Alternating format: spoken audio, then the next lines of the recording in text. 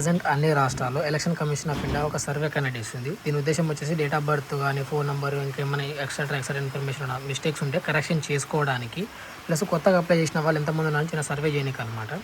దీన్ని ఎలా ఫీల్ చేయాలంటే, ఒకవేళ 2002లో మీరు ఎలక్షన్లో ఓటు వేసిన వాళ్ళైతే ఇక్కడ మీకు సంబంధించిన ఇన్ఫర్మేషన్ రాయాల్సి ఉంటుంది. 2002లో మీరు ఓటు వేయకుండా మీ తల్లిదండ్రులు ఎవరైనా వేసి ఉంటే ఇక్కడ మీ పేరెంట్స్కి రాయాల్సి ఉంటుంది. సపోజ్ ఇప్పుడు నాకు 2002లో ఎలక్షన్లో నాకు ఓటు వేయలేదు కాబట్టి ఇక్కడ నేను మా నాన్నకు సంబంధించిన ఇన్ఫర్మేషన్ రాయాలి. మా నాన్నది రాసిన తర్వాత కింద యాజ్ ఇట్ ఈస్గా ఇప్పుడు నాకు సంబంధించిన ఇన్ఫర్మేషన్ రాయాలి. ఇక్కడ ఫోన్ నెంబరు, మన పేరు, ఆధార్ కార్డు నెంబర్ అవన్నీ అడుగుతూ ఉంటారు, డేట్ ఆఫ్ బర్త్ అవన్నీ రాయాల్సి ఉంటుంది. ఒకటి రెండు ఫామ్లు ఇచ్చారు, ఒకటేమో వాళ్ళు తీసుకుంటారు, ఒకటేమో ఇంకొకరికి లోకల్ ఉన్న ఆఫీసర్స్కి ఇస్తారంట.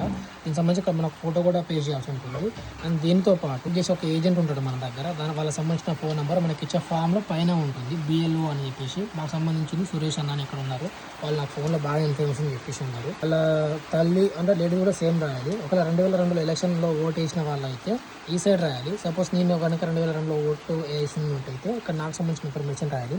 పెళ్ళైన వాళ్ళైతే వాళ్ళ హస్బెండ్ పేరు రాయాలి. పెళ్ళైన లేడీస్ ఎవరైతే ఉంటారో వాళ్ళకి సంబంధించిన ఇన్ఫర్మేషన్ రాసినాక ఇక్కడ బంధుత్వం పేరు, బంధు పేరు ఉంది, మెయిన్ పాయింట్ గుర్తుపెట్టుకోండి. ఇక్కడ వాళ్ళ హస్బెండ్ పేరు, వాళ్ళ భర్త పేరు, బంధుత్వం అంటే భర్త, వాళ్ళ రిలేషన్ ఏంటని రాసిన తర్వాత వరకు బాగానే ఉంటుంది, మొబైల్ నెంబర్ వరకు. దీని తర్వాత కిందకి వచ్చేసరికి పెళ్ళైన లేడీస్ మెయిన్గా ఇక్కడ పెళ్ళైన లేడీస్ వాళ్ళ తండ్రి పేరు రాయాలన్నమాట, భర్త పేరు రాయకూడదు. భర్త పేరు ఇక్కడ వరకే ఉంటుంది. ఇక్కడ దీని తండ్రికి సంబంధించి తండ్రి లేదా సంరక్షకుడి పేరు అని ఉంది కదా, ఇక్కడ వాళ్ళ తండ్రికి సంబంధించిన వాళ్ళ తండ్రి పేరు, వాళ్ళ తండ్రికి సంబంధించిన అంటే పెళ్ళైన లేడీస్ వాళ్ళ నాన్న వాళ్ళకి సంబంధించి ఓటర్ ID ఇన్ఫర్మేషన్ ఉంటే ఓటర్ ID నెంబర్ ఉంటేనే, ఉండకపోతే రాయాల్సిన అవసరం లేదు. ఇంకా వాళ్ళ అమ్మ పేరు అనమాట. తర్వాత వాళ్ళ అమ్మకు ఒక ఓటర్ ID నెంబర్ ఉంటే అందుబాటులో రాయాలి, లేకపోతే వదిలేయాల్సి వచ్చింది. ఇక్కడ జీవిత భాగస్వామి పేరు అన్నారు కదా, ఇక్కడ మళ్ళీ భర్త పేరు రాయాలి, అంటే ఇటువైపు రాయాలి.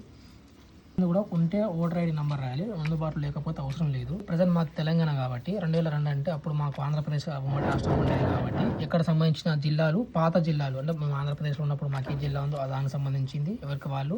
అండ్ ఇక్కడ రాష్ట్రం సంబంధించింది ఏ రాష్ట్రం అప్పట్లో పాత రాష్ట్రం అప్పటిది అదే రాయాలి.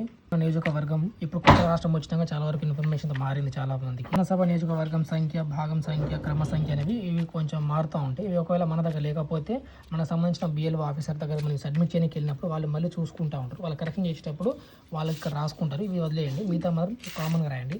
అండ్ ఇక్కడ వచ్చేసి మీ సంతకం పెట్టండి, ఎవరైతే రాసులో అప్లికేషన్ రాయి. సపోజ్ నాది కాబట్టి నా సంతకం పెట్టాలి. చాలా మంది ఇది రాయాలంటే ఖచ్చితంగా మనిషి ఎక్కడి నుంచో రావాల్సి వస్తుంది. సపోజ్ పెళ్ళైన లేడీస్ ఉన్నారనుకోండి, వాళ్ళు వేరే ఊర్లో ఉన్నారనుకోండి, వాళ్ళ తండ్రి ఎక్కడ నుండి ఖచ్చితంగా దీనికోసం రావాల్సి ఉంటుందని అంటున్నారు.